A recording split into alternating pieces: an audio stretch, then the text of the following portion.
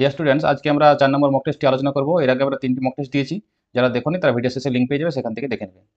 চলো আজকে মক টেস্টে শুরু করি। আজকে প্রথম প্রশ্ন হচ্ছে, সলবায়ের সন্ধি কত সালে স্বাক্ষরিত হয়? সলবায়ের সন্ধি স্বাক্ষরিত হয় 1782 সালে। ব্রিটিশ ইস্ট ইন্ডিয়া কোম্পানি ও মারাঠার মধ্যে এটা 17 মে 1782 সালে এটা স্বাক্ষরিত হয়েছিল। ঠিক আছে, চলো 2 নম্বর প্রশ্ন কি আছে দেখি। বাংলায় 10 সালা বন্দোবস্ত কে প্রবর্তন করেন? 10 সালা বন্দোবস্ত প্রবর্তন করেন লর্ড কর্নওয়ালিস। কত সালে? 1790 সালে। যেটা 10 বছরের জন্য জমিদারদের যে জমির মালিকানা থাকতো এটাকে 10 সালা বন্দোবস্ত বলা হতো। ঠিক আছে, তো এটা সঠিক উত্তর লর্ড কর্নওয়ালিস। এছাড়াও 1580 সালে আকবর দহসালা বা বন্দোবস্ত আরাজি বা যাবতী পদ্ধতি নামে একটি পদ্ধতি চালু করেন। এটাও 10 সালা বন্দোবস্ত নামে পরিচিত, যেটা আকবর করেন। আকবরের রাজস্ব মন্ত্রী টোডরমল এই 10 সালা বন্দোবস্তটি প্রবর্তন করেছিলেন। যেহেতু অপশনে আকবর বা কোনো টোডরমল এসব কোনো অপশনে নেই, লর্ড কর্নওয়ালিস আছে, তো কর্নওয়ালিসই করতে হবে। ঠিক আছে, 3 নম্বর প্রশ্ন হচ্ছে, ইন্ডিয়ান পেনাল কোড বা আইপিসি কার আমলে রচিত হয়? আইপিসিটা রচিত হয়, তার আগে তোমরা একটু জেনে নাও যে ইন্ডিয়ান পেনাল কোড এর আইডিয়াটা কাজ ছিল থমাস বেবিংটন মেকলে। ইনাকে ইন্ডিয়ান পেনাল কোডের জনক বলা হয়। পেনাল কোড খসড়া রচনা করেন 1834 সালে এবং খসড়াটি জমা দেন 1835 সালে। সেই সময় কার আমল ছিল? সেই সময় আমলে ছিল লর্ড উইলিয়াম বেন্টিং এর আমল। তাহলে এটা সঠিক উত্তর হবে লর্ড বেন্টিং। এরপরে কার্যকরী হতে অনেক সময় লেগে যায়, এর অনেক কারেকশন হয়। পরবর্তীকালে যখন কার্যকরী তখন 1860 সাল হয়ে যায়। সেই সময় কার আমল ছিল? তখন আমল ছিল লর্ড ক্যানিং। তাহলে যদি পড়তো ইন্ডিয়ান পেনাল কোডের কার আমলে রচিত হয়, এটা হবে লর্ড উইলিয়াম বেন্টিং, এবং কার আমলে কার্যকরী হয়? লর্ড ক্যানিং এর আমলে কার্যকরী হয়। সাঁওতাল বিদ্রোহ কত খ্রিস্টাব্দে শুরু হয়েছিল? সাঁওতাল বিদ্রোহ শুরু হয়েছিল 1855 সালে। ঠিক আছে, এই বিদ্রোহের সূচনা হয় কোথায়? পশ্চিমবঙ্গের মুর্শিদাবাদ ও বিহারের ভাগলপুরে এটা সূচনাটা হয়। কে কে নেতৃত্ব দেন? 4 ভাই, 4 মুর্মু ভাই, সিধু, কানু, চাঁদ, ভৈরব এবং তার 2 বোন, মোট 6 জন এরা নেতৃত্ব দিয়েছিলেন। এর উদ্দেশ্য কি ছিল না, প্রাচীন স্থানান্তর ব্যবস্থা তাদের বন্ধ হয়ে গেছিল লর্ড কর্নওয়ালিসের যে চিরস্থায়ী বন্দোবস্ত ছিল সেটার ফলে। শুধু এটাই কারণ ছিল না, এছাড়াও 1853 সালে যখন রেল লাইন চালু হয় সেই সময় সাঁওতাল বা আদিবাসীদের নানা রকম জমি জমা তখন দখল করা হচ্ছিল এবং নানা রকম সাঁওতালদের বিরুদ্ধে অত্যাচার করা হচ্ছিল। এগুলো নানা রকম কারণ ছিল। ঠিক আছে, চলো পরের প্রশ্ন আছে, ভারতের শেষ গভর্নর জেনারেল কে ছিলেন? ভারতের শেষ গভর্নর জেনারেল ছিলেন লর্ড মাউন্টব্যাটেন। এছাড়া স্বাধীন ভারতের প্রথম এবং শেষ ভারতীয় যে গভর্নর জেনারেল তাকে বলা হয় কি বলা হয়? চক্রবর্তী রাজা গোপালাচারীকে বলা হয়। ঠিক আছে, যিনি একমাত্র ভারতীয়, চক্রবর্তী রাজা গোপালচারী,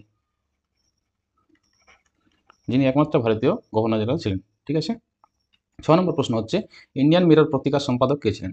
ইন্ডিয়ান মিরর পত্রিকার সম্পাদক ছিলেন কেশবচন্দ্র সেন।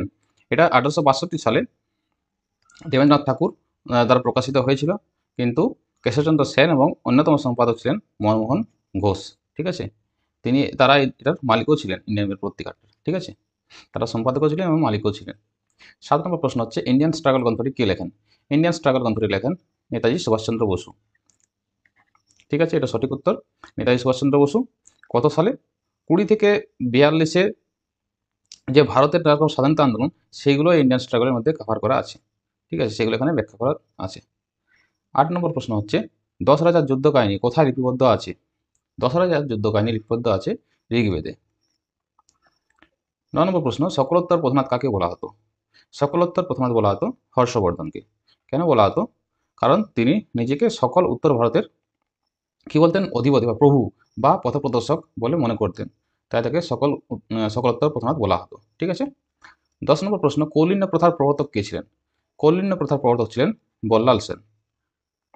দিল্লির কোন সুলতান তাম্রমুদ্রা প্রচলন করেন? কোন সুলতান তাম্রমুদ্রা প্রচলন করেন? এটি হচ্ছেন মোহাম্মদ বিন তুগলক তাম্রমুদ্রা প্রচলন করেন। মোহাম্মদ বিন তুগলককে এমনি এমনি পাগলা রাজা বলা হয় না, তার রাজনীতি খুবই দুর্বল ছিল।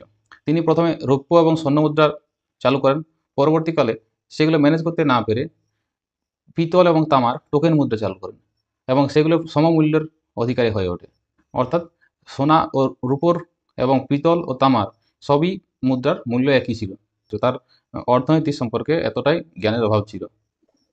এছাড়া তিনি তার রাজধানী দিল্লি থেকে দৌলতাবাদে ট্রান্সফার করেন। ঠিক আছে, যেটা দেবগিরি নামে পরিচিত। কত সালে? 1327 সালে তার রাজধানীটা স্থাপন করেন। এটা পরীক্ষাতে প্রশ্ন আসে, এটা বর্তমানে মহারাষ্ট্রতে আছে। 12 নম্বর প্রশ্ন, নাদির শাহ কবে ভারত আক্রমণ করেন? নাদির শাহ ভারত আক্রমণ করেন 1739 সালে। মার্চ মাসে তিনি দিল্লি আক্রমণ করেছিলেন। প্রথমে 1719 থেকে 1748 সাল পর্যন্ত মোগল সম্রাট কে ছিলেন তখন? তখন সম্রাট ছিলেন মোহাম্মদ শাহ। মোহাম্মদ শাহের আমলে তিনি আক্রমণ করেন। নাদির শাহকে দিল্লি আক্রমণ করার জন্য আমন্ত্রণ করেন কে? সাদাত খান। তিনি ছিলেন অবধ, অর্থাৎ বর্তমানে লখনৌর তিনি সম্রাট ছিলেন এই সাদাত খান। ঠিক আছে, সাদাত খানের সাহায্যে তিনি দিল্লি আক্রমণ করেন 1739 সালে এবং কর্নালের যুদ্ধে তিনি মোগল সেনাবাহিনীকে পরাজিত করেছিলেন। কারণ এই মোহাম্মদ শাহ এতটাই ভোগবিলাসী ছিলেন যে তিনি যুদ্ধ করতেও জানেন, তিনি মোগল সেনাবাহিনীকে পাঠিয়েছিলেন। ডায়মন্ড, কোহিনূর হীরা নাদির শাহ চুরি করে নিয়ে যান। এছাড়া ময়ূর সিংহাসন নিয়ে যান, এটা তোমরা ভালোভাবেই জানো। চলো 13 নম্বর প্রশ্ন কি দেখি। নর্মদা নদীর উৎসস্থলের নাম কি? নর্মদা নদীর উৎসস্থলের নাম হচ্ছে অমরকণ্টক। অমরকণ্টক কোথায় অবস্থিত? মধ্যপ্রদেশের অনুপপুর জেলাতে। মধ্যপ্রদেশের অনুপপুর জেলাতে অমরকণ্টক মালভূমি থেকে এই নর্মদা নদীর উৎপত্তি। এখান থেকে প্রশ্ন আসে ধোঁয়াধার জলপ্রপাত। ধোঁয়াধার জলপ্রপাতটা এটা মধ্যপ্রদেশের জবলপুর জেলায় আছে। এটা কোন নদীর উপর গড়ে উঠেছে? এটা হচ্ছে নর্মদা নদীর উপর গড়ে উঠেছে। এছাড়াও তোমাদের এখান থেকে জানার বিষয় হচ্ছে তাপ্তি, নর্মদা ও মাহি এই তিনটি নদী বঙ্গোপসাগরের পরিবর্তে আরব সাগরে মিশছে, অর্থাৎ এই তিনটি নদী কি পশ্চিম বাহিনী নদী, সেটা বাকি নদীগুলো সব পূর্ব বাহিনী নদী। ঠিক আছে। 14 নম্বর প্রশ্ন হচ্ছে জেরোফাইট উদ্ভিদ কোন অঞ্চলে বেশি দেখা যায়? জেরোফাইট উদ্ভিদ বেশি দেখা যায় মরু অঞ্চলে। ঠিক আছে, মরু অঞ্চলে কেন দেখা যায়? কারণ সেখানে উষ্ণতা, শুষ্কতা, তার জন্য সেখানে ক্যাকটাস জাতীয় উদ্ভিদ জন্মায়, বেশি বাষ্পমোচন যাতে না হয়ে যায়। ঠিক আছে, ক্যাকটাস বা ফনিমনসা এগুলো হচ্ছে জেরোফাইট উদ্ভিদ। 15 নম্বর প্রশ্ন হচ্ছে কর্কটক্রান্তির রেখার উপর সূর্যরশ্মি কোন তারিখে লম্ব হয়ে পড়ে? এটা হচ্ছে 21শে জুন। এখানে 21শে জুনে চলে আসে। ঠিক আছে, এখানে লম্বভাবে পড়ে আর মকরক্রান্তি রেখার পর এই জায়গাতে লম্বভাবে পড়ে। এটা হচ্ছে ডিসেম্বরের 21। আমি এগুলো আগে অনেক ভিডিও ব্যাখ্যা করি, যারা আগের ভিডিওগুলো দেখোনি তারা সেটা দেখে নেবে, সেখানে অনেক বিস্তারিত ব্যাখ্যা করা আছে এই সৌরজগতের এই মানে পৃথিবীর আবর্তন পরিক্রমা সম্পর্কে অনেক কিছু ব্যাখ্যা করা আছে। তার ফলে অপসর অনুসর অবস্থান কি হয়, ঠিক আছে, জল উত্তরায়ণ, দক্ষিণায়ন, সমস্ত কিছু ব্যাখ্যা করা আছে। 16 নম্বর প্রশ্ন হচ্ছে মালয়েশিয়ার রাজধানীর নাম কি? মালয়েশিয়ার রাজধানীর নাম হচ্ছে কুয়ালালামপুর। ঠিক আছে, এটা মালয়েশিয়ার পৃথিবীর ম্যাপে এখানে মালয়েশিয়ার অবস্থান। ঠিক আছে, এখানে ভারতবর্ষে এখানে অবস্থান, তার ঠিক এই দিকতে মালয়েশিয়ার এগুলো অবস্থান। ঠিক আছে, মালয়েশিয়ার রাজধানী কুয়ালালামপুরের অবস্থান হচ্ছে এই জায়গাটা। একটি পর্ণমোচী বৃক্ষের উদাহরণ দাও। পর্ণমোচী বৃক্ষ কোনটি? এখানের মধ্যে পর্ণমোচী বৃক্ষ হচ্ছে শাল। শাল একটি। এছাড়াও শাল, শিমুল, সেগুন, জারুল, মহুয়া, পলাশ, শিরীষ, বট, অশ্বত্থ, কুসুম, আম, কাঁঠাল এগুলো সবই হচ্ছে পর্ণমোচী উদ্ভিদ। পর্ণমোচী কথার অর্থ কি? যে পরিপক্ক অবস্থায় ঝরে যাওয়া, অর্থাৎ একটা সময় আছে যখন পাতা ঝরে গাছের, যেমন আমাদের যদি কি হয় বসন্তকালে পাতা সব ঝরে যায়। ঠিক আছে, এই সব উদ্ভিদগুলোকে বলা হয় পর্ণমোচী উদ্ভিদ। 18 নম্বর প্রশ্ন হচ্ছে আন্তর্জাতিক তারিখার মান কত? আন্তর্জাতিক তারিখার মান হচ্ছে 180 ডিগ্রি। ঠিক আছে, এখান থেকে আমাদের জানতে হবে, আমরা যদি পৃথিবীর গোলকটা দেখি তাহলে কি হবে। তোমরা দেখো পৃথিবীর মাঝ বরাবর এরকম রেখা একটা গেছে মাঝে একদম, এই রেখাটাকে বলা হয় নিরক্ষরেখা। এগুলো যতগুলো রেখা তোমরা দেখতে পাচ্ছ, পূর্ব পশ্চিম বিস্তৃত যতগুলো রেখা দেখতে পাচ্ছ, এগুলো সব অক্ষরেখা, কিন্তু এটাকে নিরক্ষরেখা বলে। এর মান হচ্ছে 0 ডিগ্রি। ঠিক আছে, এরপর উত্তর দক্ষিণে দেখো, যদি উত্তর দক্ষিণে এরকম ভাগ করো, পূর্ব পশ্চিম উত্তর দক্ষিণে করো, নর্থ সাউথ ইস্ট ওয়েস্ট এরকম যদি ভাগ করে দাও, তাহলে উত্তর দক্ষিণে দেখো এরকম লম্বা লম্বা আরও মাঝে মাঝে একটা রেখা আছে। ঠিক আছে, এরকম রেখা আছে, এই রেখাটাকে বলা হয় মূল মধ্য রেখা। কি বলে? মূল মধ্য রেখা। এটাকে দ্রাঘিমা রেখা বলা হয়। এই রেখাগুলো সবগুলো দ্রাঘিমা রেখা, এগুলো যতগুলো আছে এগুলো সব দ্রাঘিমা রেখা, আর এগুলো হচ্ছে পূর্ব পশ্চিমগুলো সব অক্ষরেখা। তাহলে 0 ডিগ্রি দ্রাঘিমা রেখাকে বলা হয় মূল মধ্য রেখা। এটা কি 0 ডিগ্রি? 0 ডিগ্রি দ্রাঘিমা রেখাকে বলা হয় মূল মধ্য রেখা। এরপর এর অপোজিটে, ঠিক এর অপোজিটে লক্ষ্য করো, এর অপোজিট লক্ষ্য করলে এরকম দেখতে পাবে। ঠিক আছে, এরকম দেখতে হবে। এখানে ধরো এরকম 0 ডিগ্রি আছে। ঠিক আছে, এটা কত হয়েছে? 0 ডিগ্রি। এরপর এইভাবে গিয়ে যখন এখানে চলে আসবে তখন কত হয়ে যাবে? এটা 180 হয়ে যাবে। ঠিক এই উল্টো সাইডের মান কত হয়ে যাবে? উল্টো সাইডের দ্রাঘিমা রেখার মান কত হবে? 180 ডিগ্রি। তাহলে 180 ডিগ্রি দ্রাঘিমা রেখাটাকে বলা হয় আন্তর্জাতিক তারিখ রেখা। ঠিক আছে, কি বলা হয়? 180 ডিগ্রি তারিখ, এই দ্রাঘিমা রেখা, এটাকে বলা হয় আন্তর্জাতিক তারিখ রেখা। এছাড়াও আমাদের একটা জিনিস জানতে হবে, যেগুলো পরীক্ষায় আসে, সেটা হচ্ছে যদি কোনো ব্যক্তি আন্তর্জাতিক তারিখ রেখা পূর্ব থেকে পশ্চিমে যায়, কি বলছি, আন্তর্জাতিক তারিখ রেখাটা এদিকে অর্থাৎ পূর্ব থেকে পশ্চিম দিকে যদি অতিক্রম করে, তাহলে কি করতে হবে? তাকে কি করতে হবে? 24 ঘন্টা এগোতে হবে, অর্থাৎ তার ঘড়ির কাঁটাটিকে একদিন এগিয়ে আনতে হবে। ঠিক আছে, আর যদি উল্টোটা হয়, অর্থাৎ পূর্ব দিক থেকে পশ্চিম দিকে যায়, তাহলে তার ঘড়ির কাঁটাটাকে কি করতে হবে? 24 ঘন্টা পিছিয়ে যেতে হবে, অর্থাৎ একদিন পিছিয়ে যেতে হবে। ঠিক আছে, পরীক্ষা এটা তোমাদের আসে, এই জন্য এখানে আমি দিয়ে দিলাম। ঠিক আছে, এটা হলে কি হবে? একদিন এগিয়ে যাবে, আর এটা হলে একদিন পিছিয়ে যেতে হবে। ঠিক আছে, এটা পরীক্ষাতে আসে, ডাব্লিউপিতে এসেছে প্রশ্নটা। ঠিক আছে, ডাব্লিউপিতে এই প্রশ্নটা এসেছে, তোমরা নিজেরা যারা ডব্লিউ পরীক্ষা দিয়েছো বা কোশ্চেনগুলো ফলো করেছো তারা এটা জানো। 19 নম্বর প্রশ্ন হচ্ছে জীবাশ্ম দেখা যায় কোন শিলায়? জীবাশ্ম দেখা যায় পাললিক শিলাতে। পাললিক শিলাতে জীবাশ্মতে যে পাললিক শিলা কোনগুলো? এখানে অপশন যতগুলো আছে কাদা পাথর, বেলে পাথর, কঙ্কর, ব্যাক্টেরিয়া, কোয়ার্টাজ, বেলে, এগুলো হচ্ছে সব যান্ত্রিক উপায়ে সৃষ্ট পাললিক শিলা। এছাড়া প্রস্তরমরা আছে, ঠিক আছে, এগুলো নানা রকম ভাগ আছে, রাসায়নিক উপায়ে যেগুলো আছে ডলোমাইট, ক্যালসিয়াম, জিপসাম, তোমরা এগুলো পজ করে দেখে নিতে পারো, ঠিক আছে। 20 নম্বর প্রশ্ন, ভারতের বৃহত্তম সিয়াচেন হিমবাহ কোথায় অবস্থিত? ভারতের বৃহত্তম সিয়াচেন হিমবাহ এটা হচ্ছে ভারতের জম্মু কাশ্মীর, ঠিক আছে, জম্মু কাশ্মীরের ঠিক এই জায়গাটাতে সিয়াচেন অবস্থান। এটা কোথায়? এটা হচ্ছে কারাকোরাম পর্বতে, ঠিক আছে, ঠিক এলওসির পাশাপাশি, ঠিক আছে। এখানে আকসাই চীন আছে, চীনের দখলে যেটা আছে, এখানে আছে এলওসি, সরি এখানে আছে পিওকে, পাক অধিকৃত কাশ্মীর আছে, আর এটা হচ্ছে এলওসির অবস্থান। এটা হচ্ছে এলওসি, এই জায়গাটা এলওসির একদম এই সাইডটাতে, এলওসি পুরো এরিয়াটাতে এখানটা আছে সিয়াচেন হিমবাহ। এখানে যুদ্ধও হয়েছিল, তোমরা ভালোভাবেই জানো, ভারতের এবং পাকিস্তানের মধ্যে দখলদারি নিয়ে, ঠিক আছে। পাকিস্তানের সেনাবাহিনী এখানে ঢোকার চেষ্টা করেছিল, পরবর্তীকালে পরাস্ত হয়, তোমরা এটা জানো আশা করি। চলো 21 নম্বর প্রশ্ন হচ্ছে, ভারতে কোন রাজ্যে বনভূমির পরিমাণ বেশি? ভারতে বনভূমির পরিমাণ বেশি হচ্ছে মধ্যপ্রদেশে, ঠিক আছে, পরিমাণ অনুসারে মধ্যপ্রদেশে, ঠিক আছে। কিন্তু শতাংশের দিক থেকে মিজোরামে 85.4%, এবং লাক্ষাদ্বীপে 90 দশমিক, যেটা কেন্দ্রশাসিত অঞ্চলের মধ্যে লাক্ষাদ্বীপে 90.33% বন পাওয়া যায়। রাজ্যের মধ্যে শতাংশের ভিত্তিতে মিজোরামে 85.41%, ঠিক আছে। হেরিকেন ঝড় কোন অঞ্চলে দেখা যায়? হেরিকেন ঝড় দেখা যায় পশ্চিম ভারতীয় দ্বীপপুঞ্জে, যেটা আমরা বলি ওয়েস্ট ইন্ডিজ, ঠিক আছে, ওয়েস্ট ইন্ডিজের মধ্যে এটা দেখা যায়, অর্থাৎ ওই এরিয়াটাতে প্রশান্ত মহাসাগর এবং আটলান্টিক মহাসাগর, ওই এরিয়াটাতে আমেরিকা এবং ক্যারিবিয়ান যে দ্বীপপুঞ্জগুলো পড়ে, মেক্সিকো, এই সবগুলো হচ্ছে যুক্তরাষ্ট্র, মেক্সিকো, কিউবা, এগুলো হেরিকেনটা আঘাত করে, ঠিক আছে। 23 নম্বর প্রশ্ন হচ্ছে, কততম সংবিধান সংশোধন অনুসারে ভারতীয় নাগরিকদের ভোটদানের বয়স 21 থেকে 18 বছর করা হয়েছে? এটা সঠিক উত্তর হয়ে যাবে 61তম, ঠিক আছে। 61তম সংশোধন হয় 1989 সালে, যেটাতে 326 নম্বর ধারাটা সংশোধন করা হয়, ঠিক আছে। 24 নম্বর প্রশ্ন হচ্ছে, রাজ্যের রাজ্যপাল কার দ্বারা নিযুক্ত হন? রাজ্যের রাজ্যপাল রাষ্ট্রপতি দ্বারা নিযুক্ত হন। রাজ্যপাল হন পশ্চিমবঙ্গের নিয়মতান্ত্রিক প্রধান, এবং ভারতের রাষ্ট্রপতির প্রতিনিধি হিসেবে রাজ্যপাল রাজ্যে রাজ্যে রাষ্ট্রপতি প্রেরণ করেন, ঠিক আছে। কার্যকরী প্রধান দেখতে গেলে মুখ্যমন্ত্রীকে প্রধান বলা হয়, যদিও নিয়মতান্ত্রিক প্রধান রাজ্যপাল, ঠিক আছে। রাজ্যপাল কার প্রতিনিধি হিসেবে থাকেন? রাষ্ট্রপতির প্রতিনিধি হিসেবে থাকেন। রাষ্ট্রপতি 5 বছর মেয়াদে রাজ্যপালকে নিয়োগ করে থাকেন। বর্তমানে সিভি আনন্দ বোস পশ্চিমবঙ্গের রাজ্যপাল আছেন, তিনি আছেন 23 নম্বর 2022 সাল থেকে এখানে আমাদের রাজ্যপাল আছেন। রাজ্যপালের সরকারি বাসভবনকে বলা হয় রাজভবন, এটাও জেনে রাখা খুবই জরুরি। চলো 25 নম্বর প্রশ্ন হচ্ছে, উপরাষ্ট্রপতির অবর্তমানে রাজ্যসভার সভাপতি পদাধিকার বলে রাজ্যসভার সভাপতি হয়ে থাকেন উপরাষ্ট্রপতি, কিন্তু উপরাষ্ট্রপতি যদি না থাকেন তখন রাজ্যসভার সভাপতিত্ব করেন ডেপুটি চেয়ারম্যান। ভারতীয় সংবিধানে রাষ্ট্রপতির পরে কিন্তু উপরাষ্ট্রপতির স্থান, আর তিনি এটা বললাম পদাধিকার বলে তিনি রাজ্যসভার চেয়ারম্যান হয়ে যান, ঠিক আছে। আর রাষ্ট্রপতিরা বর্তমানে সমস্ত কাজ উপরাষ্ট্রপতি করে থাকেন। বর্তমানে উপরাষ্ট্রপতি কি আছেন? উপরাষ্ট্রপতি আছেন জগদীপ ধনখড়, তিনি তাই নিয়ম অনুসারে তিনি রাজ্যসভার চেয়ারম্যানও আছেন। রাষ্ট্রপতি এবং উপরাষ্ট্রপতির অনুপস্থিতিতে ভারতের প্রধান বিচারপতি তার কাজগুলো করেন, ঠিক আছে। যখন দুজনে অনুপস্থিত থাকেন তখন ভারতের প্রধান বিচারপতি তার কাজগুলো করেন, কিন্তু যদি উপরাষ্ট্রপতি অবশেষ থাকেন তখন রাজ্যসভার কাজ পরিচালনা করেন কে? ডেপুটি চেয়ারম্যান, ঠিক আছে, এটা আমি বললাম তোমাদের। 26 নম্বর প্রশ্ন কি আছে, হাইকোর্টের বিচারপতিদের অবসর গ্রহণের বয়স কত? হাইকোর্টের বিচারপতি অবসর গ্রহণের বয়স হচ্ছে 62 বছর, ঠিক আছে, কিন্তু সুপ্রিম কোর্টের বিচারপতি বয়স অবসর গ্রহণের বয়স হচ্ছে 65 বছর, ঠিক আছে।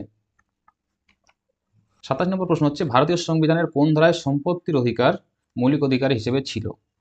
তো এটা সঠিক উত্তর 31 নম্বর ধারাটি করবে তোমরা, কারণ 31 নম্বর ধারাতেও ছিল এবং 19(1)(1)(f) এই অনুচ্ছেদও ছিল, ঠিক আছে।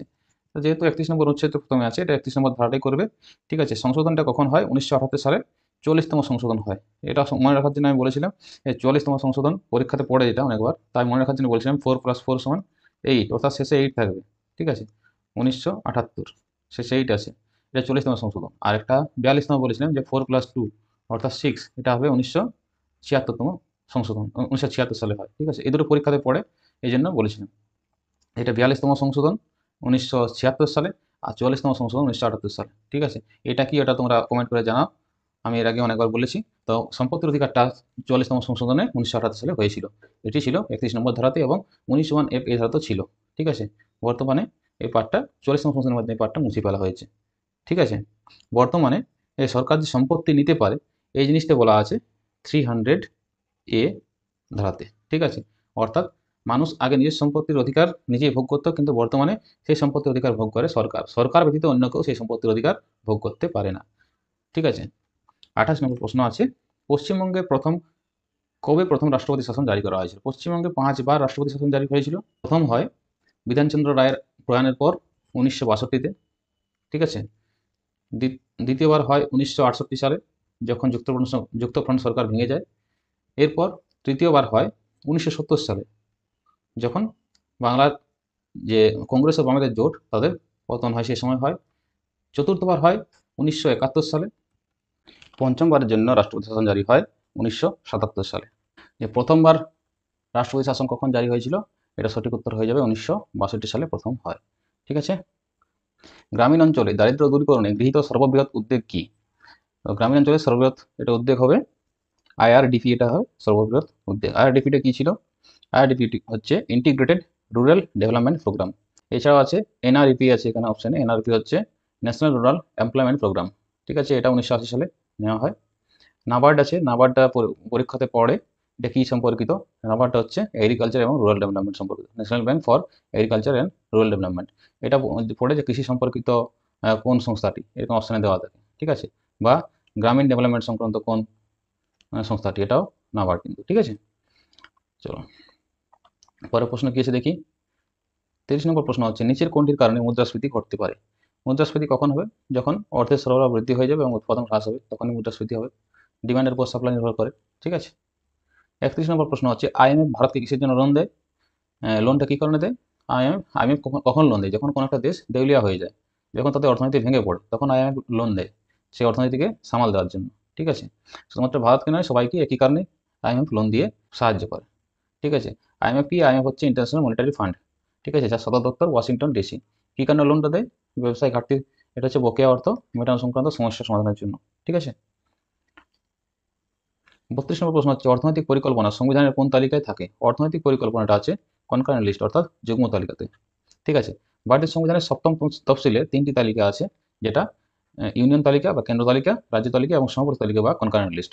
ঠিক আছে, যার মধ্যে কেন্দ্রীয় তালিকায় 97টা বিষয় আছে, রাজ্য তালিকায় 66টি বিষয় আছে এবং যুগ্ম তালিকায় 47টি বিষয় আছে। এই অর্থনৈতিক ও সামাজিক পরিকল্পনাটা আছে ভারত সরকারের 7ম তফসিলের অধীনে কনকারেন্ট লিস্টে, অর্থাৎ যুগ্ম তালিকাতে আছে। 33 নম্বর প্রশ্ন হচ্ছে, ফিসক্যাল পলিসি কি? ফিসক্যাল পলিসিকে সাধারণ কথায় বলা হয় রাজস্ব নীতি। সরকারের করের মাধ্যমে অর্থের যোগান নিয়ন্ত্রণ, এটা হচ্ছে ফিসক্যাল পলিসি। ঠিক আছে, ফিসক্যাল পলিসি রাজস্ব নীতি। সহজ কথায় কর ও সরকারি একটা অনুমান অর্থনীতিকে প্রভাবিত করে। আর CRR SLI দুটো একটু জানার দরকার। CRR বা ক্যাশ রিজার্ভ রেশিও, সেটা হচ্ছে ব্যাংক একটা নির্দিষ্ট পরিমাণ টাকা RBI এর কাছে সংরক্ষিত ব্যাংকে রাখতে হয়, যেটা রিজার্ভ ব্যাংক কোনো সুদ দেয় না কিন্তু। ঠিক আছে, আবার SLR হচ্ছে, SLR একটা নির্দিষ্ট পরিমাণ টাকা, যেটাকে বলা হয় স্ট্যাচুটরি লিকুইডিটি রেশিও। একটা নির্দিষ্ট পরিমাণ টাকা ব্যাংক প্রতিদিন যে খরচ করে বা টাকা আসে, সেই একটা অনুপাতে মোটামুটি 20%, ঠিক আছে, 20 থেকে 40% পর্যন্ত একটা টাকা ব্যাংকে নিজের কাছে রাখতে হয়। তরল টাকা নিজের কাছে আমানত হিসেবে রাখতে হয়, সেটা সে কোনোভাবে খরচ করতে পারে না, সিকিউরিটি হিসেবে নিজেকে রাখতে হয়। এই টাকাটা বলা হয় স্ট্যাচুটরি লিকুইডিটি রেশিও। ঠিক আছে, 34 নম্বর প্রশ্ন হচ্ছে, আলোর কোন ধর্মের জন্য বর্ণালী গঠিত হয়? আলোর প্রতিসরণ ধর্মের জন্য বর্ণালীটা গঠিত হয়। আলো যখন কোনো একটা মাধ্যমের উপর দিয়ে যায় তখন বেঁকে যায়, এটাকে প্রতিসরণ বলা হয়। ঠিক আছে, আর সাদা আলো যখন প্রিজমের মধ্যে পড়ে তখন কটা বর্ণ তৈরি হয়? 7টা আলো। 7টা আলোর মধ্যে লাল আলোর তরঙ্গ দৈর্ঘ্য সবচেয়ে বেশি এবং বেগুনি আলোর তরঙ্গ দৈর্ঘ্য সবচেয়ে কম। এটাও পরীক্ষাতে আসে। ঠিক আছে, এটা এখানেই বলা আছে বর্ণালী কিভাবে গঠন করে। 7টা আলো তৈরি হয়, তার ফলে বর্ণালী গঠিত হয়, এটা এখানে বলা আছে। ঠিক আছে, 35 নম্বর প্রশ্ন হচ্ছে, বয়লের সূত্রে কোনটি ধ্রুবক থাকে? বয়লের সূত্রটা কি? বয়লের সূত্র হচ্ছে, একটা নির্দিষ্ট পরিমাণ গ্যাসের চাপ স্থির তাপমাত্রায় তার আয়তনের সাথে বিপরীতভাবে পরিবর্তিত হয়। কি হয়? গ্যাসের চাপটা স্থির তাপমাত্রায়, অর্থাৎ তাপমাত্রা স্থির থাকে, উষ্ণতাটা স্থির থাকে এবং গ্যাসের ভরটাও কিন্তু স্থির, একটা নির্দিষ্ট ভর হতে হবে। আদর্শ গ্যাস হতে হবে, নির্দিষ্ট ভর হতে হবে এবং স্থির তাপমাত্রা থাকতে হবে। তাহলে কি হয়? তখন গ্যাসের চাপটা আয়তনের সাথে বিপরীতভাবে পরিবর্তিত হয়, অর্থাৎ P ভেরিজেস 1/v। ঠিক আছে, যদি সমানুপাতিক হতো তাহলে সমানভাবে পরিবর্তিত হতো, কিন্তু এটা বিপরীত হবে, P ভেরিজেস 1/v। ভি। ঠিক আছে, এটা সূত্রটা ধ্রুবক বলে, সূত্রের ধ্রুবক কোনটি? উষ্ণতা এবং গ্যাসের ভর, দুটো হচ্ছে ধ্রুবক। 36 নম্বর প্রশ্ন, নিচের কোন তরলে আপেক্ষিক তাপ সবচেয়ে বেশি? সবচেয়ে আপেক্ষিক তাপ বেশি হচ্ছে জল। চাঁদে একটি বস্তুর ওজন 18 নিউটন, পৃথিবীপৃষ্ঠে বস্তুর ওজন কত হবে? পৃথিবীপৃষ্ঠে বস্তুর ওজন হয়ে যাবে, চাঁদের যে বস্তুর ওজন 18 নিউটন, পৃথিবীতে ওজন হবে তার 6 গুণ বেশি। ঠিক আছে, তাহলে ওজন হয়ে যাবে 18 কত হয়ে যাবে? 108। ঠিক আছে, পৃথিবীতে ওজন, চাঁদে যা ওজন পৃথিবীতে তার 6 গুণ বেশি ওজন, তো চাঁদে হয়ে যাবে 108। কোনটি তরঙ্গ দৈর্ঘ্য সবচেয়ে বেশি? সবচেয়ে তরঙ্গ দৈর্ঘ্য বেশি হচ্ছে রেডিও তরঙ্গের, এবং সবচেয়ে কম হচ্ছে গামা রশ্মি। ঠিক আছে, গামা রশ্মি যা তরঙ্গ দৈর্ঘ্য সবচেয়ে কম, এবং আচ্ছা এই মাইক্রোওয়েভ, ইনফ্রারেড, দৃশ্যমান আলো, অতিবেগুনি রশ্মি, এক্স রে এবং গামা রশ্মি এগুলো তরঙ্গ দৈর্ঘ্য কম কিন্তু। ঠিক আছে, গামা রশ্মি কী কাজে ব্যবহার করা হয়? গামা রশ্মির মাধ্যমে ক্যান্সার চিকিৎসা করা হয়। 39 নম্বর প্রশ্ন, বাতাস কোন ধরনের পদার্থ? বাতাস হচ্ছে মিশ্র পদার্থ, বাতাসে নানা রকম গ্যাস থাকে, ধূলিকণা থাকে। ঠিক আছে, জলীয় বাষ্প থাকে, বাতাস হচ্ছে মিশ্র পদার্থ। নিচের কোনটি এরোসলের উদাহরণ? এরোসল মানে কি? এরোসল মানে হচ্ছে ধূলিকণা, বাতাসে যে ধূলিকণা থাকে সে ধূলিকণার মাধ্যমে, ধূলিকণাকে বলা হয় এরোসল। ঠিক আছে, এখন এরোসল হচ্ছে কুয়াশা, প্রাকৃতিকভাবে তৈরি এরোসল হচ্ছে কুয়াশা। যে স্প্রে আমরা ব্যবহার করি সেগুলো এরোসলের উদাহরণ। ঠিক আছে, 41 নম্বর প্রশ্ন হচ্ছে, তেঁতুলের মধ্যে কোন জৈব অ্যাসিড পাওয়া যায়? তেঁতুলের মধ্যে পাওয়া যায় টার্টারিক অ্যাসিড। এগুলো বাকিগুলো কি তোমরা আশা করি জানো। মেলিক অ্যাসিড হচ্ছে আপেলে, সাইট্রিক অ্যাসিড লেবুতে, ফরমিক অ্যাসিড হচ্ছে পিঁপড়ের হুলে। 42 নম্বর প্রশ্ন, অম্লরাজে গাঢ় হাইড্রোক্লোরিক অ্যাসিড ও গাঢ় নাইট্রিক অ্যাসিডের আয়তন অনুযায়ী অনুপাত কত? এখানে কি করা হয়? 3:1 অনুপাতে এটা মেশানো হয় হাইড্রোক্লোরিক অ্যাসিড এবং নাইট্রিক অ্যাসিড, তাহলে অম্লরাজ বা একোয়ারিজিয়াস সৃষ্টি হয়। ঠিক আছে, একে অম্লরাজও বলা হয় বা একোয়ারিজিয়া বলা হয়। এর কাজ কি? অম্লরাজের কাজ হচ্ছে যে সোনা বা প্লাটিনাম, যেগুলো বড় ধাতু বলা হয়, এগুলোকে দ্রবীভূত করতে পারে এই অম্লরাজ। 43 নম্বর প্রশ্ন, কোন বিজ্ঞানী ইলেকট্রন আবিষ্কার করেন? ইলেকট্রন আবিষ্কার করেন জে থমসন।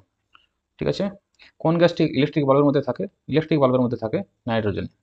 ঠিক আছে, এছাড়া নিষ্ক্রিয় গ্যাস আর্গনও থাকে ইলেকট্রিক বাল্বের মধ্যে। ট্রাকিয়া কোন প্রাণীর শ্বাসঙ্গ? ট্রাকিয়া হচ্ছে শ্বাসঙ্গ হচ্ছে আরশোলার। ওকে, কোনটি মানুষের দীর্ঘতম স্নায়ু? মানুষের দীর্ঘতম স্নায়ু হচ্ছে সায়াটিক স্নায়ু, সায়াটিক নার্ভ। সেটা কোথায় আছে? এখানে কোমর, এখান থেকে এই নার্ভটা হচ্ছে সায়াটিক নার্ভ। ঠিক আছে, এই যে নার্ভগুলো দেখছো এগুলো হচ্ছে সায়াটিক নার্ভ, পা পর্যন্ত, এটা দীর্ঘতম স্নায়ু। এর মধ্যে কোনটি স্বামী বিবেকানন্দ রচিত? এখানের মধ্যে কথামৃত শ্রীম, মহেন্দ্রনাথ গুপ্ত, কথামালা, ঈশ্বরচন্দ্র বিদ্যাসাগর, বর্তমান ভারত হচ্ছে স্বামী বিবেকানন্দের লেখা। এ নেশন ইন মেকিং, এটা কে লেখেন? S N Banerjee, Surendranath Banerjee. ঠিক আছে, 48 নম্বর প্রশ্ন, নিম্নলিখিতগুলির মধ্যে কোন দেশ সার্কের সদস্য নয়? সার্কের মোট সদস্য আছে 8টি, এর মধ্যে মরিশাস কিন্তু সার্কের সদস্য নয়। এটা মনে রাখার জন্য তোমরা ভারতবর্ষের আশেপাশে যেসব প্রতিবেশী দেশগুলো আছে সেই প্রতিবেশী দেশগুলো হচ্ছে সার্কের সদস্য, শুধুমাত্র ব্যতিক্রম হচ্ছে চীন এবং মায়ানমার, এগুলো বাদে। চীন এবং মায়ানমার বাদে যতগুলো প্রতিবেশী দেশ আছে সবাই সার্কের সদস্য। 9তম সংযোজন হচ্ছে আফগানিস্তান। ঠিক আছে, এই 8টা দেশ আছে। সার্কের ফুল ফর্ম কি? South Asian association for regional corporation, এটা পরীক্ষাতে পড়ে সার্কের ফুল ফর্মটা। ঠিক আছে, 49 নম্বর প্রশ্ন, রবীন্দ্রনাথের কোন উপন্যাসে স্বদেশী আন্দোলনের সমালোচনা পাওয়া যায়? স্বদেশী আন্দোলনের সমালোচনা পাওয়া যায় ঘরে বাইরে উপন্যাসে। ঠিক আছে, যেটা 1915-16-তে রবীন্দ্রনাথ দ্বারা রচিত হয়েছিল। ঠিক আছে, সংকীর্ণ সাহসিকতার সমালোচনা, এখানে জাতিপ্রেম এবং সংকীর্ণ সাহসিকতার সমালোচনা ছিল প্রধান। 50 নম্বর শেষ নম্বর প্রশ্ন, ভারতবর্ষের কত শতাংশ লোক দরিদ্র? এটা সঠিক উত্তর মনে রাখা তোমাদের পক্ষে কঠিন, কারণ হামেশাই চেঞ্জ হয়। যদিও বর্তমানে নীতি আয়োগ 2022-23 সালে কি করে, যে সমীক্ষা করে, সেটা অনুসারে দরিদ্রের হার হচ্ছে 11.28%, যেটা 2013-14 সালে ছিল, কত ছিল? 2013-14 সাল ছিল 29.17%। ঠিক আছে, এখন বর্তমানে বলা চলে 11.28টায় মনে রাখবে। ঠিক আছে, যদিও আস্তে আস্তে প্রভার্টি রেটটা, দারিদ্রতার হারটা ভারতবর্ষে কমছে। আজকে 50টি প্রশ্ন ছিল, আশা করি প্রশ্নগুলো ভালো লাগবে। যদি ভালো লাগে তাহলে অবশ্যই ভিডিওটি লাইক করবে, বন্ধুদের সাথে শেয়ার করবে। ডিয়ার স্টুডেন্টস, আজকে পর্যন্তই, ধন্যবাদ।